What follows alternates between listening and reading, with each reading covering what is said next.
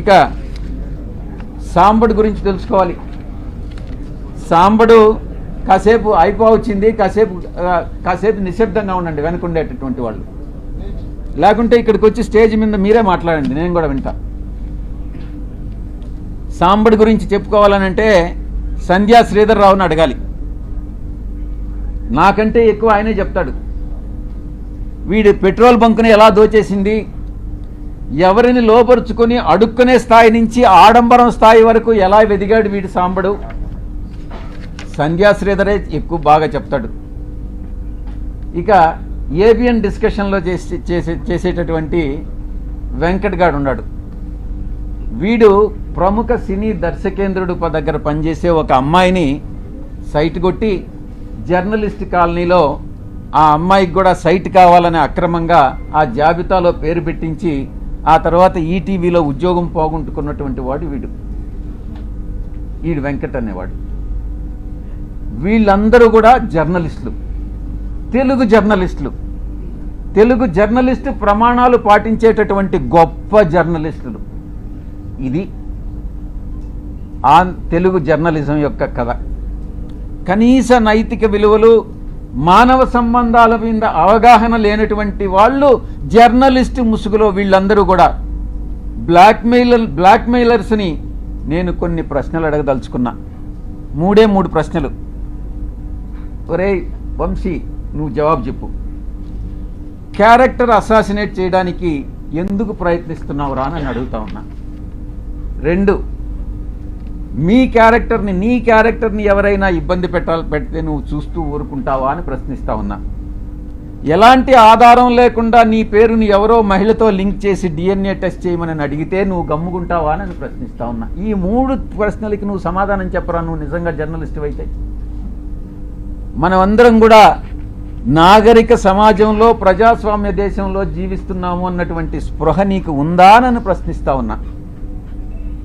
అసత్యమైనటువంటి, అమానవీయమైనటువంటి ప్రసారాలను వేగవంతం చేసే అవకాశం ఉన్నటువంటి ఈ రోజుల్లో కనీస విచారణ లేకుండా ఎవరు నిజంగా ఈ యొక్క ఇన్ఫర్మేషన్ కరెక్టా కాదా అన్నటువంటిది కూడా తెలుసుకోకుండా తిరిగి టెలికాస్ట్ చేయడం శిక్షార్హమైనటువంటి నేరం అని నీకు తెలియదా? అయినా నువ్వు చదువుకోలేదు, నీకేం తెలియదని నాకు తెలుసు, అయినా నీకు నేర్పిస్తా ఏం చేయాలన్నటువంటిది. దీన్ని ప్రజలు హర్షించరు అని నేను తెలియజేస్తా ఉన్నా. ఇక ఇంకొక విషయం కూడా నేను మీకు చేయదలుచుకున్నా. గతంలో ఒక 2.5 సంవత్సరం కిందట అప్పట్లో రామోజీరావు మీద కోపం వచ్చి నేను కూడా ఒక ఛానల్ స్టార్ట్ చేయాలని నేను ఒక నిర్ణయం తీసుకున్నా. అది ఓపెన్గా కూడా అనౌన్స్ చేశాను. కానీ కొన్ని కారణాల వల్ల మా అధ్యక్షులు నువ్వు అనవసరంగా లాస్ అయిపోతావన్నా, ఎందుకు మన ఛానల్ ఉంది కదా అని అంటే మళ్ళీ గమ్మైపోయా. కానీ ఈరోజు నిర్ణయం తీసుకున్నా. అరే వీడు దేనికి పనికిరానటువంటి వాడు ఈ వంశీ అనేటటువంటి వంశీగాడు ఛానల్ స్టార్ట్ చేయంగా ఒక ఎంపీగా ఉండి సమాజంలో ఒక పలుకుబడి ఉండి ఒక మంచి సేవ చేయాలన్నటువంటి దృక్పథం ఉన్నటువంటి నేను ఛానల్ స్టార్ట్ చేయలేనా? ఇన్ని రోజులు నేను ఎందుకు కాలయాపన చేశానన్నటువంటి తపన ఈరోజు నాలో మొదలైంది. తప్పకుండా ఛానల్ స్టార్ట్ చేస్తాను. మళ్ళీ నిర్ణయం తీసుకున్నా. ఈసారి ఎవరు చెప్పినా కూడా వినేది లేదు. ఛానల్ ప్రారంభం చేసి తీరుతా అతి త్వరలో. వీళ్ళందరి దుశ్చర్యలు ఈరోజు ఏదైతే ఈ యొక్క కుల ఛానల్స్ ఉన్నాయో, కుల పత్రికలు ఉన్నాయో వీళ్ళందరినీ కూడా ఎండగడతాను అని నేను పత్రికాముఖంగా తెలియజేసుకుంటా ఉన్నా. త్వరలో ప్రారంభం చేస్తాం. ఈ ఛానల్ చాలా న్యూట్రల్గా ఉంటుంది. కులాలకి, మతాలకి, రాజకీయ పక్షాలకి అతీతంగా ఉంటుంది. న్యూట్రాలిటీ అంటే న్యూట్రాలిటీనే. విజయసాయిరెడ్డి ఏ రాజకీయ పక్షంలోనైనా ఉండొచ్చు, కానీ ఛానల్ వచ్చేటప్పటికి న్యూట్రల్ ఛానల్ మాత్రమే మెయింటైన్ చేస్తాం, న్యూట్రాలిటీ మెయింటైన్ చేస్తామని నేను సవినయంగా తెలియజేసుకుంటా ఉన్నాను. ఇక బడుగు బలహీన వర్గాలకు సంబంధించి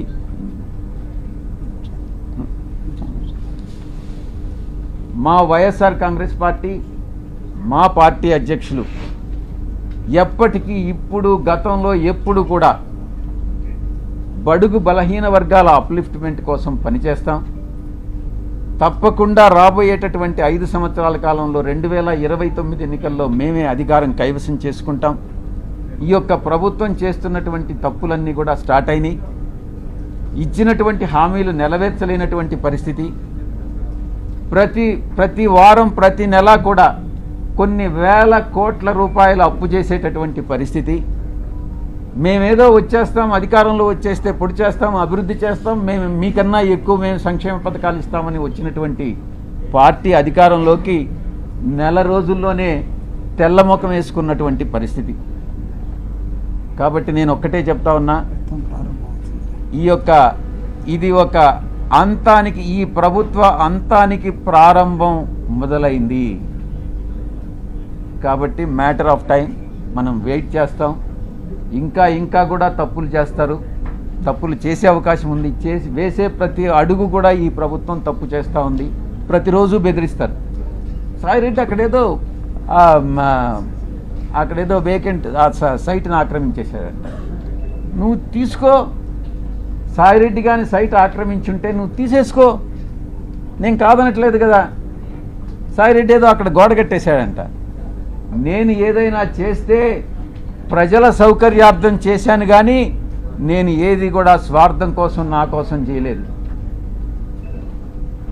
ఏదైనా అక్కడేదో భీమిల్లో బ్రిడ్జి కట్టించానని ఆరోపణలు చేస్తున్నారు, కొట్టేస్తామని. కొట్టేయండి, ప్రజల కోసం కట్టించాను, ప్రభుత్వ ప్రాపర్టీని ప్రొటెక్ట్ చేశాను, నా సొంత డబ్బులు 2 కోట్లు ఖర్చు పెట్టుకున్నాను, దాన్ని మొత్తం క్లీన్ చేశాను.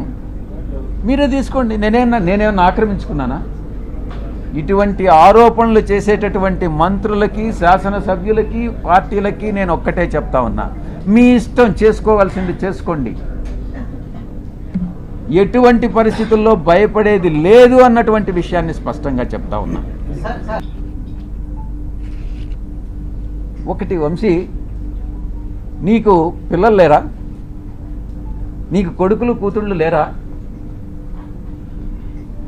డెఫినెట్గా ఉండాలనుకుంటా, మగపిల్లలు ఉండాలనుకుంటా, ఆడపిల్లలు లేరు. వీడికి కూతుళ్ళు కానీ పుట్టుంటే అప్పుడు తెలిసిండేది వీడికి బాధ ఏందని అనేటటువంటిది.